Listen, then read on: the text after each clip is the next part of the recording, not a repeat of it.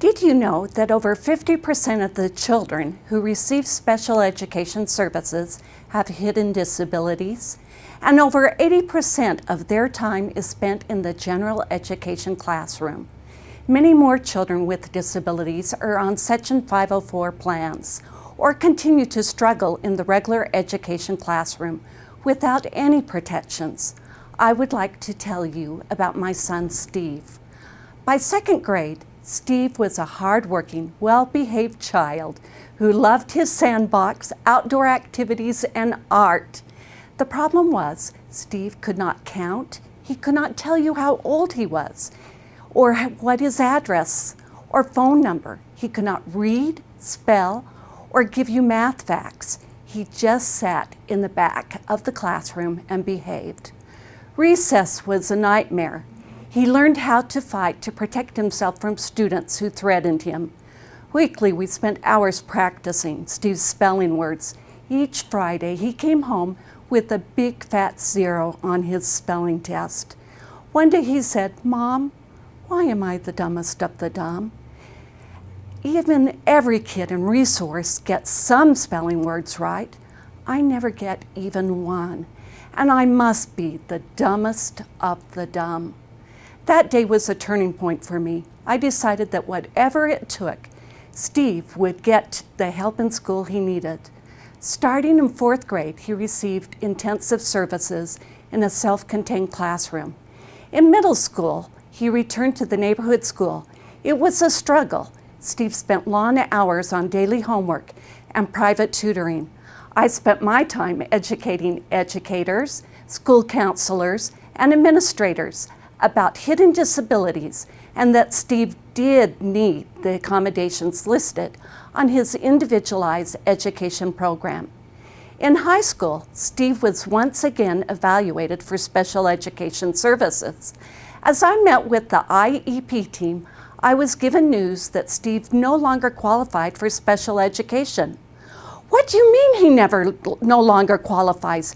He can't lose his protections under IDEA. He comprehends information at a college level, but he still struggles with reading. He still uses a spell checker and is behind in math. How will he ever get through high school?" The special educators then suggested he could be put on a Section 504 plan. The team, along with me, put together a written Section 504 plan. We had many accommodations, which included on-time tests in a separate room, a spell checker, math calculator, and a copy of the teacher or student's lecture notes. Homework assignments were written down on the chalkboard, so he wouldn't miss the assignments being given orally. Teachers would let me know before the semester which books were being used, so I could order books recorded from the Library for the Blind and Dyslexia. This was before the law required schools to supply recorded books for students with reading disabilities. I sent him a tutor that taught him how to use recorded textbooks. They're not easy. High school wasn't easy either. I found it was easier to supply each teacher with a bulleted sheet with Steve's contact information, something about his disability, and what accommodations were allowed. Steve continued to work very hard, and one semester even gave up his mental health day, which was his Saturday skiing days, to spend the day at the library so he could take an AP class.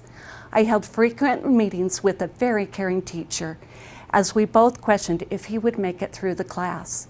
The small team of students from Brighton High School, including Steve, ended up winning the Model UN competition back in New York City. Was it all worth it? Absolutely. These kids may have weaknesses, but they also have strengths. Steve went on to Utah Valley University, where he used the Disability Resource Center and used accommodations through the protections of Section 504. He learned to advocate for himself, and he graduated cum laude. Steve is now the producer and film editor for Lone Peak Productions, where he won many awards, including 2 Emmys. He still uses his handheld spell checker, and it sits on his editing bay. To my surprise, he also writes monthly articles for Video Maker magazine his industry's international website, and other journals. If your child has a disability but does not qualify for IDEA, make sure they can succeed in the classroom by getting the help they need through Section 504 accommodations. It does make a difference.